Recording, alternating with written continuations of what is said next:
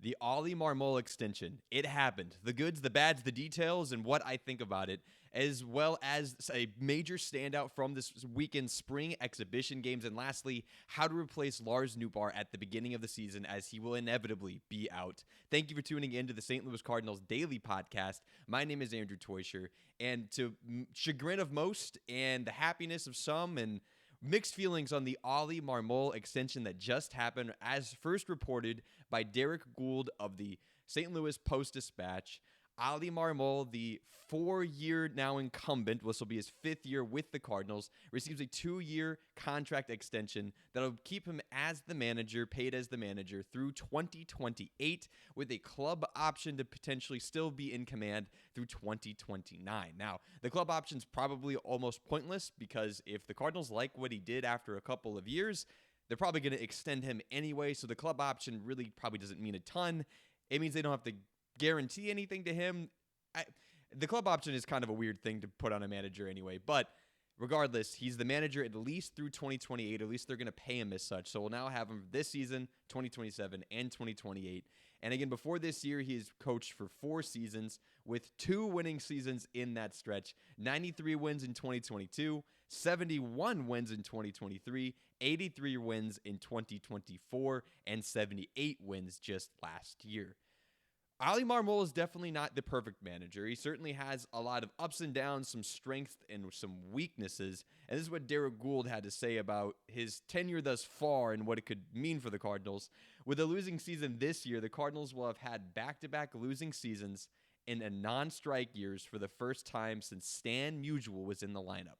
So why on earth have the Cardinals just extended the guy that'll probably have the worst stretch of Cardinals baseball in team history? Well, it's kind of simple, and I sort of agree with it. The reason for keeping Ollie Marmol actually makes a lot of sense for the Cardinals. And Bill DeWitt Jr., that is, and Chaim Bloom have come out and said very clearly why they want to, and it's because of continuity, and they believe he's the right guy for the rebuild. Ollie is known for being an analytically backed individual for the most part. There's some things I'm seeing out there swirling on Cardinals social media about him using too many old tactics like sacrifice bunts. But regardless, at least in the way he handles the bullpen and makes some of his lineup decisions, they're usually backed by analytics, and he has a valid reason for each one of them. He's never been an imbecile who's just been like, I'm going off vibes. At least we can always have said that about Ollie. Bill DeWitt Jr. at least appreciates that part of him. He had this to say in a quote. He praised the current manager's strategy and noted how, when quizzed, Marmol always provides reasons. That was Gould summarizing what Bill DeWitt Jr. had to say in the press conference that happened in spring training right after this was announced. So Ollie always seems to have answers for what he's doing, which is the bare minimum, frankly. Like, you should have to have that.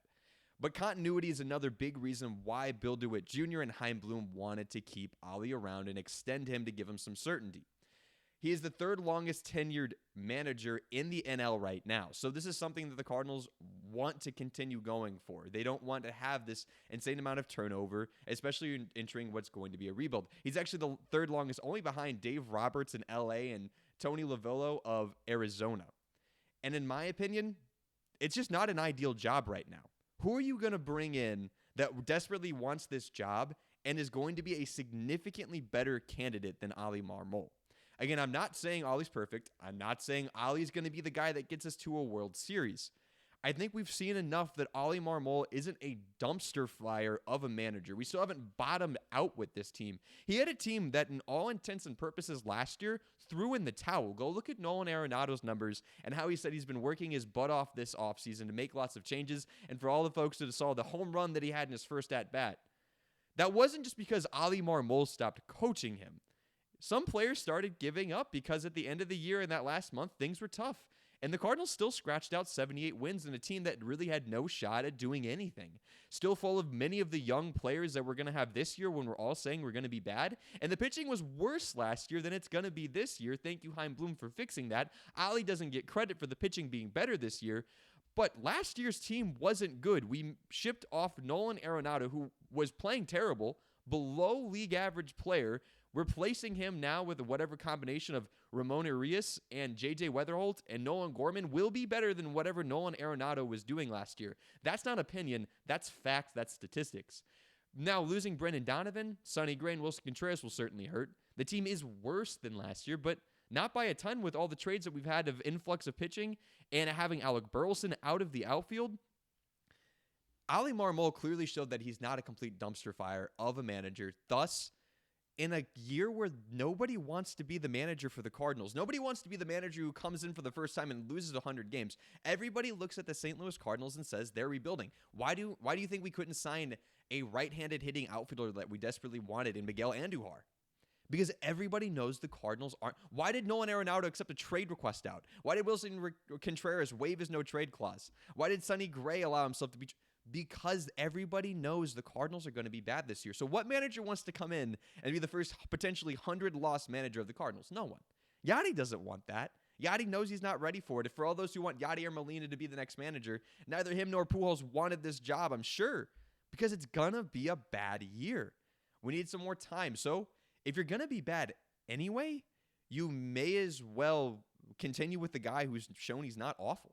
And a guy who's shown he makes decisions for good reason, and a guy who's young and is brought in part to connect with young guys and be a personable human being, as he's well known for being. Go listen to this guy in press conferences. He's very personable. He's very kind. He's very warm. I know some people don't. He also has some bull to him. You've seen him being thrown out of many, many games. But he's a guy that all of the players love. Go watch the press conference. There's video out there. The players showed up in droves to go out there and support their guy, Ali, because they like him. That's not a good enough reason to keep a manager when you're competing for a World Series. We're not competing for the World Series. We're hardly competing for a playoff spot this year. So bringing in and continuing things on with a guy like Ali Marmol is good. Imagine if we're already in the midst of a rebuild, guys. We have to keep this in mind. The rebuilds, the core that is going to be a part of this next generation of the Cardinals, guys like Mason Wynn, guys like Alec Burleson, guys like Matthew Liberatore, guys who have been here for a long time already, Jordan Walker, Nolan Gorman, Victor Scott, they already know Ali. They're already a part of this. He's already been coaching them up and telling them certain things. So to bring in another voice to completely flip things on its head is not going to be good for the team. So when the team's actually looking to compete after this inevitable lockout in 2027, so probably 2028 is when the Cardinals are really hoping to make the playoffs, that would be the time to go ahead and flip managers. Whenever you've let Ali prove himself that he shouldn't be manager and let this core fail around him. J.J. Wetherholt will still have value in a couple years. That's our highest value prospect. Liam Doyle, our next highest value prospect, ain't going to be up this year, probably up at some point in 2027, in the year where we might not even have baseball. Rationale Rodriguez, not coming up this year. You're giving him runway to either go and float with this core and soar and take off, or to fail with this core, and then you can completely flip things over, and guys, when they're ready to come up and compete and really contribute, like, again, Liam Doyle, Rationale Rodriguez, still J.J. Wetherholt will be around. That's great. But think of the guys like Jordan Walker, Nolan Gorman, who have been around for 4 years, 3 or 4 years, and some of them longer. This is their time. Let them turn over with a guy that they like and see what happens. That's why this isn't that devastating for the Cardinals. Now, Chaim Bloom, this isn't just he doesn't get to go scot-free out of this if this goes bad. This is Chaim Bloom saying Ali Marmol is good enough to turn this around. I'll keep trusting Bloom until we're proven wrong. And if Bloom's wrong, now Bloom's on the hot seat, and he's going to have to get things figured out coming out of that 2027 and into 2028 season. So this doesn't mean Bloom just gets to do whatever he wants. This is his choice. It makes some sense, and let's hope he's right. Because if he's not, Bloom will be on the hot seat at the end of this Marmol contract if it doesn't work out. So makes sense that the continuity and purposes of this contract make sense, but also be ready to hold Bloom accountable if it doesn't work. Be open-minded, but don't be too forgiving when this comes to an end. Maybe Marmol works out. I'm hopeful for it, but let's keep this in mind. Moving on to some standout players this weekend. Specifically, we got to focus on one. The one that every Cardinals fan has been hoping for this spring training, to hear that things have been going great. J.J. Wetherholt had himself a weekend in this spring. For those who were watching spring stats, because you're a sicko like me, I love you guys, you would have noticed that J.J. Wetherholt was having the weirdest production spring training for any young guy I've ever seen. He had 0 hits. He was 0 for 3 entering Friday with 4 walks. Still getting on base more than he wasn't, but he still didn't have a hit. We like guys taking walks, but you do have to put a ball in play every once in a while. I'm not in that analytically back state of a walk's good as a single. It's not. You have to get hits eventually, and you definitely need to get extra base hits. And, well, Wetherholt showed that he just has an eye for the ball and wasn't willing to swing at a bunch of junk because this weekend he went off. That starts with a 422-foot home run off of multi-time All-Star and considered at one point one of the best closers in baseball, Devin Williams. He's a little bit off that right now, but regardless, that's a legit major league player that he just took 422 to straight center off the batter's eye. We love to see that. And it didn't stop there on Friday. On Saturday, he got in some action where he went 2 for 2 with a walk, driving in 3 runs to help lift the Cardinals above the Marlins in that game. J.J. Wetherholt is now slashing .375, .615 on base, and a .750 slug, good for a 1.365 OPS this spring. That's 13 plate appearances. Those stats are crazy high and won't be what he actually puts up in the regular season, even in the best case scenario. I know that. But we're seeing the guy come alive. 3 hits, 5 walks, and 13 at-bats. He's getting on more than half the time. J.J. Wetherholt is turning into the player we all want him to be, and hopefully that'll have to continue in the regular season. This truly means nothing other than he'll make the opening day roster, which we pretty much knew he was going to do anyway, but an over 3 start, even with a bunch of walks, doesn't bode well from him doing that. It was at least up in the air. I think this weekend alone almost is going to bona fide him to make the opening day roster, even though, again, it was already super likely and probably going to happen. But if the guy went hitless all of spring training, you'd have to scratch your head and say, are you ready for this? And maybe we start him in AAA. I think he just put himself in pen on the opening day roster, which we were all excited for. So hats off to J.J. Wetherholt. Hopefully he continues that into the regular season. And speaking of things going on in the regular season and decisions to be made, Lars Nootbaar, as we know and we keep hearing, is probably out for opening day. We heard a week ago that he's going to be reconsidered in a couple of weeks for when his actual timeline for return will be after having double heel surgery, and a heel surgery that's very uncommon for baseball players. So they really don't know what's going to happen with Lars Nootbaar. They just don't know his timeline. He's not expected to be out more than about a month. Okay, so good news is we should get him back sometime in April, and if not, early May. But probably not opening day. So who's going to play left field for the St. Louis Cardinals? As assuredly, it'll be Victor Scott II, giving him a fair shot in center field, and most likely Jordan Walker in right field unless something crazy happens. So who plays left field? Well, Derek Gould lays out 5 solid options for the Cardinals to play left field. I guess solid might be nice. 5 potential options for the Cardinals to play left field. Brian Torres, Nelson Velasquez, Thomas Saggese, Jose Fermin, and Nathan Church. And Ali Marmol had a couple of things to say about what he wants out of his left fielder. Firstly, he said, in left field, you want a guy who can thump a little bit. A guy with some pop, a guy who can hit for some power, especially because our outfield was the worst power-hitting outfield in all of baseball last year. Go look at the stats. It's atrocious. He also said he wants that guy to preferably be right-handed because we have a very left-handed lineup.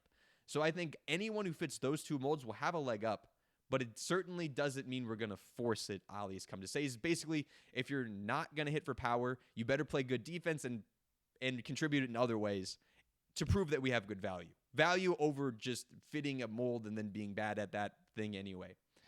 The options are guys like Brian Torres, like I said. Brian Torres, just to give you a profile of some of these guys and what they mean. He's a 5'7", little guy, short king, love it. 28-year-old utility player who's more known for infield, but certainly has athleticism and skills enough to play in the outfield, a lot like Jose Fermin in that way. In 2024 and in 2025 in AA and AAA, he had a batting average above 300 and an on-base percentage above 400. He does not have thump in that bat. There is not power in that bat, as you might expect from a 5'7" individual. But he does have great on-base skills and maybe could hit towards the top of the lineup if things pan out for him. He is a lefty, however. That is working against him as well. A guy who fits the mold almost perfectly is Nelson Velasquez, a power threat right-handed hitter with experience in the outfield. Thomas Saggese, also right-handed, a little bit more thump than maybe Brian Torres, but not a ton, and he's just learning outfield. Then there's Jose Fermin, who's also right-handed with a little bit of power, not a ton, and a little more experience in the outfield than Thomas Saggese. And then lastly is Nathan Church, who's not really a left fielder. He's more of a center fielder. I imagine we'll keep him around for some reasons. like just to be in the bench, maybe not just starting left field. He is a lefty, though. He did slash 329, 386, 524 with 16 stolen bases in the minors, though, and is known for being a phenomenal fielder. Let me know who you guys think should be the starting left fielder in the comments. That's the options, at least, as laid out by Marmol. Let me know what you guys think about the Marmol extension. It's a big thing for the Cardinals. It'll mean a lot going forward. Tell me all that and more in the comment section below. And don't forget to subscribe. I love you guys. I appreciate you guys being here for the page. And I'll keep being here for you to cover your Redbirds every single day. Appreciate you tuning in. And don't forget to tell a loved one, let's go Birds.